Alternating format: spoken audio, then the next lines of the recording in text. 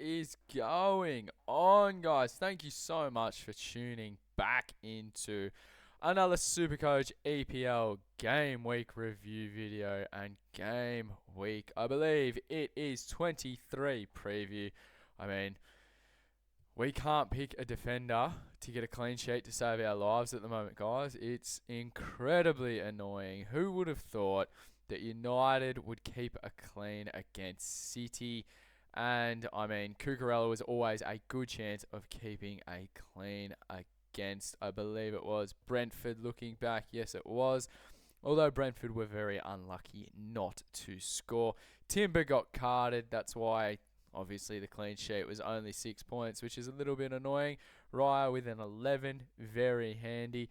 Bruno back in town with an 18. That could have been a monster haul, although he did have a offside call against him and was involved in some other plays also that were offside. So kind of lucky, I guess, considering we didn't VC or see him, which he was absolutely immense. Rice, 16 with no returns. That's insane.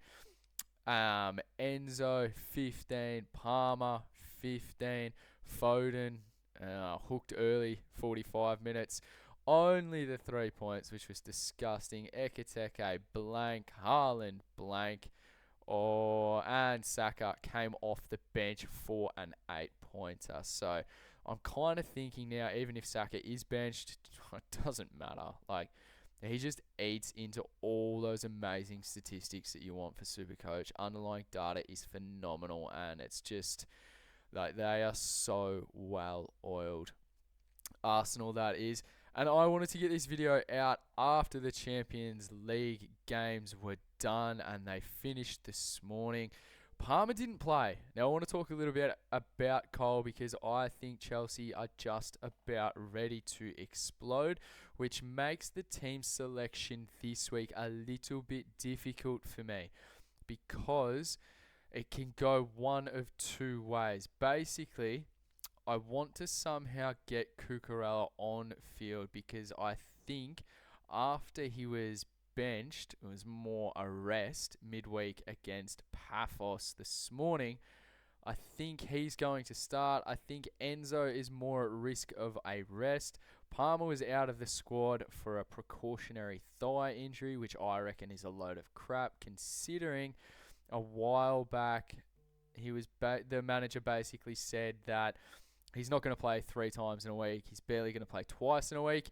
So I was fairly confident that he was going to get rested. Hence why I didn't even think about bringing him into my UCL team. But the way I see it, I'm just going to flick over to this week's fixtures. You got West Ham and Sunderland to kick things off. Honestly, who cares about that? Burnley and Tottenham. I mean, we're a good chance to lose that at Turf Moor, considering in the Premier League we are absolutely tripe, yet in the Champions League, the mighty Spurs do not concede at home, so make of that what you will.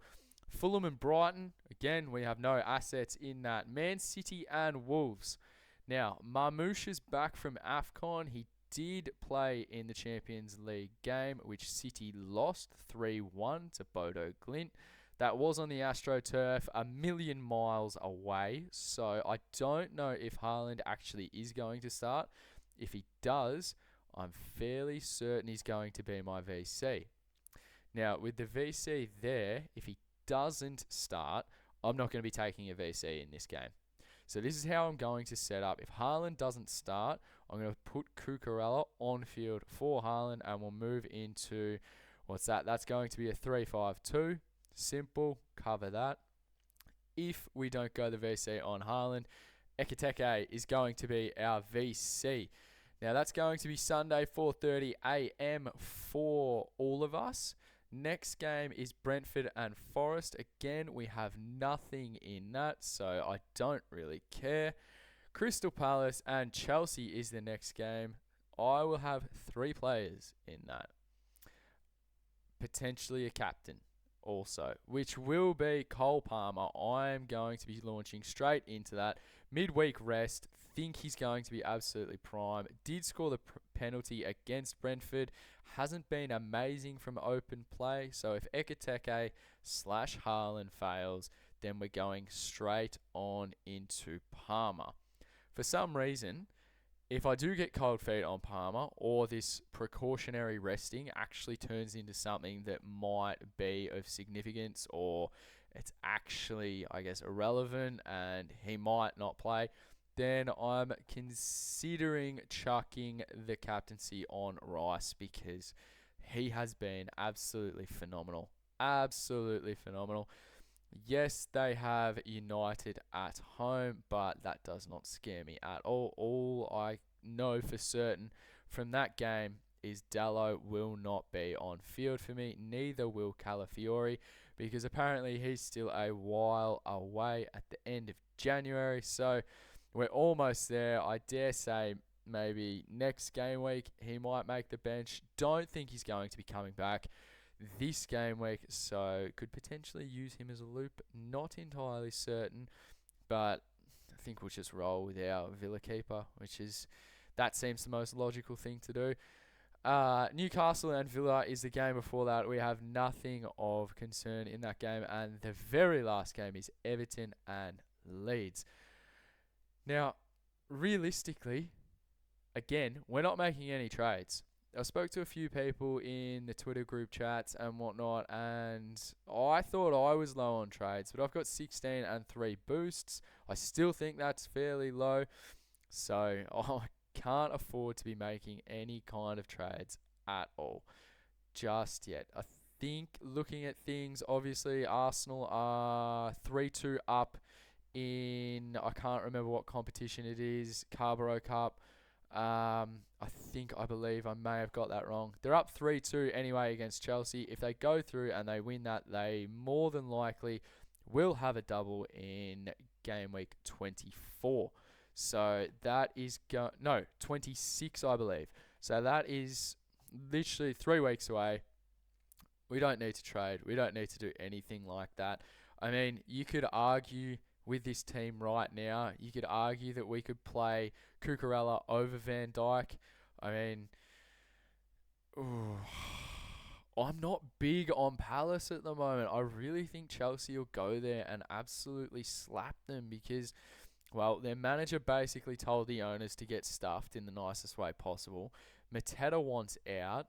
I mean, Sarr, I don't think he's back from AFCON just yet. He might be coming off the bench. And obviously they lost Guy to Man City. So they look to be in a little bit of trouble at the moment, and I really think Chelsea can pop there, hence why I'm considering Palmer as my captaincy option. But in saying that, I don't think much is going to change. I really don't. I mean, fairly solid setup. We don't really need to do anything crazy just yet. I mean, I was annoyed with Arsenal playing away to Inter midweek in the Champions League. Saka did play 90, although it kind of wasn't needed. They'd qualified. I don't see why.